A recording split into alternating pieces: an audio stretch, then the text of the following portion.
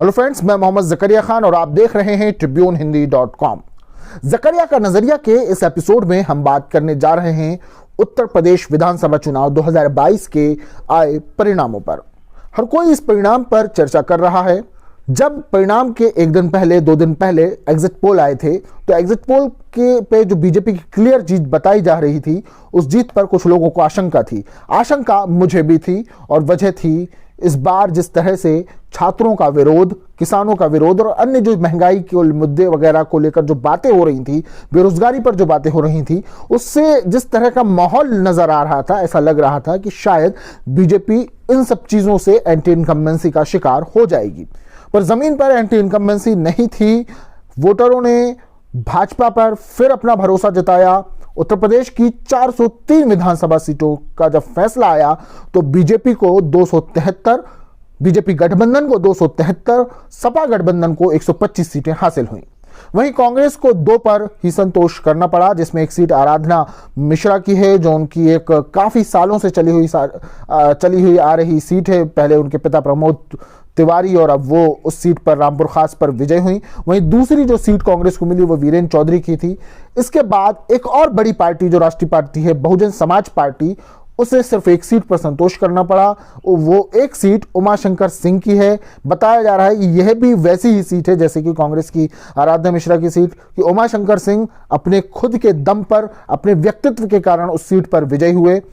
इसके अलावा 2 सीटें और हैं जिसमें एक राजा भैया हैं, और राजा भैया और उनके ही एक पड़ोस की जो सीट है जिसमें उनके ही एक साथी और राजा भैया ने अपनी नई पार्टी का गठन किया है। उसी पार्टी से ये दोनों उम्मीदवार जीत के आए हैं, मतलब राजा भैया और उनके साथी।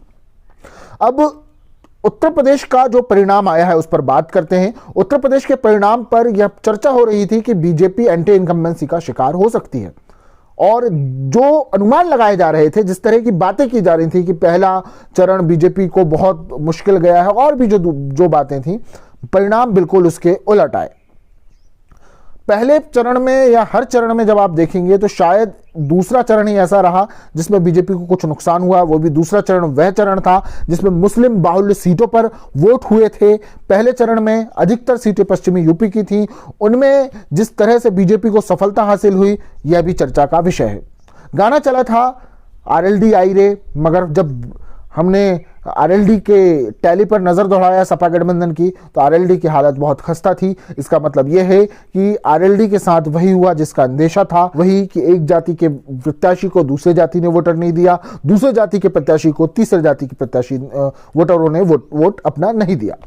अब बात हम करते हैं दलित वोटर्स पे। ऐसा नजर आ रहा था कि इस बार अखिलेश यादव का रथ चल निकल सकता है, जीत सकते हैं वो। तो जिसका अंदेशा लोगों ने जताया था, जो चुनाव विश्लेषक है, उन्होंने कहा था कि मायावती का अहम रोल हो जाता है, और वही हुआ। मायावती के वोटर्स ने बड़ी मात्रा में बीजेपी का साथ दिया, दलित वोटर्स ने बीजेपी का साथ दिया। अब मायावती का बयान देखिए, किस तरह से उन्होंने इस बात को एक्सेप्ट किया, कि उन्होंने बार बार उन्होंने ये बात कही कि समाजवादी के गुंडों और सपाई गुंडों, या इस तरीके से उन्होंने जिस तरीके से यहाँ पर कहा कि उन्हें ऐसा लग रहा था कि उन्हें डर लगने लगा था कि सपा की गुंडागर्दी हो सकती है, और ये सारी बातें उन्होंने कहा। इसलिए बड़ी मात्रा में दलित वोट जो है वो बीजेपी के साथ गया। मुस्लिम वोट तो पहले ही सपा के साथ चला गया था। अगर ये दोनों साथ होते तो हम बीजेपी को हरा सकते थे। इस तरह की बात मायावती ने कही। अब मायावती के इन दावों और इन बातों का एक अगर एनालिसिस किया जाए, शॉर्ट एनालिसिस, तो यह बात सामने आती है कि जिसके बारे में दूसरे लोग चर्चा भी कर रहे थे कि दलित वोटर्स बड़ी मात्रा में बीजेपी की तरफ शिफ्ट हुआ। अर्थात अब कोई ये कहे कि भाई ऐसा है वैसा है, दलित उत्पीड़न का मसला है, तो इससे साफ नजर आता है कि फिलहाल दलित उत्पीड़न का मसला हो या किसान आंदोलन हो या महंगाई हो, ये सब अब मुद्दे नहीं हैं। एमआईएम के इफेक्ट की बात हो रही थी, तो एमआईएम का उतना कोई खासा इफेक्ट नजर नहीं आया, क्योंकि मुस्लिम वोटर्स ने एक मुश्त वोट समाजवादी पार्टी को दिया, लगभग एआईएमआईएम को नकार दिया। तो यह बात भी कही जा रही थी। अलग बात थी कि भीड़ प्रियंका गांधी के साथ भी थी, असदुद्दीन ओवैसी के साथ भी थी, मगर वो सारी भीड़ जो थी आखिर में वोट वहीं करी जहां उसे करना था। अब दलित वोटरों के बाद चर्चा हो रही है यादव लैंड और जाट लैंड की। जाट लैंड मतलब पश्चिमी उत्तर प्रदेश, और यादव लैंड मतलब ये इटावा, मैनपुरी वगैरह जो इलाका है, इस इलाके में।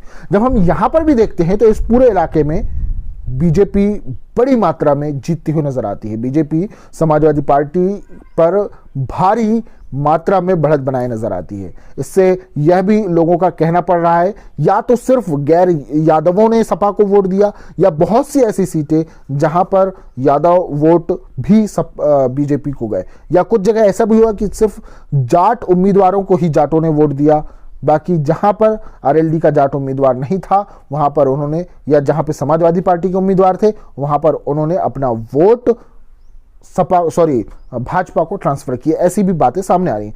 कुल मिलाकर जो एक एनालिसिस शॉट निकल के आ रहा है वह यह निकल के आ रहा है कि उस चुनाव में समाजवादी पार्टी के साथ अगर वोटर अगर पूरी निष्ठा के साथ था तो वह मुस्लिम वोटर था।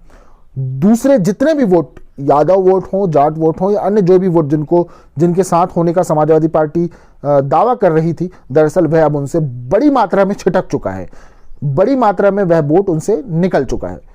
आप ताज्जुब करेंगे कि इस चुनाव में समाजवादी पार्टी को सवर्ण वोट भी बड़ी मात्रा में मिला, ब्राह्मण वोट बहुत मात्रा में समाजवादी पार्टी को मिला, जो पहले कभी मिलता नहीं था। तो इससे एक शॉर्ट एनालिसिस जो निकल के आ रहा है वो यह है कि दलित वोट का, जो कि बड़ी मात्रा रखता है, उत्तर प्रदेश में 17 से 18% दलित वोट है, और उस वोटर्स का खिसकना ही, या यूं कहें कि उस वोट का खिसकना ही, उस वोट का बीजेपी की तरफ या बीजेपी के पाले में चले जाना ही, या जाटवों का बीजेपी को वोट कर देना ही इस समय सपा की हार का प्रमुख कारण है। यह था हमारा यूपी चुनाव पे शॉर्ट एनालिसिस। अब कमेंट बॉक्स में आप अपनी प्रतिक्रिया जरूर दें, बताएं आप इस बात से कितने सहमत हैं कि यूपी चुनाव में दलितों ने ही या दलित वोटर्स ने ही बीजेपी को जीत का सेहरा पहनाया है। यूट्यूब पर जाएं और टाइप करें TRIBUNEHINDI.com और फिर tribunehindi.com चैनल को सब्सक्राइब करें, साथ ही बेल आइकॉन भी जरूर दबाएं।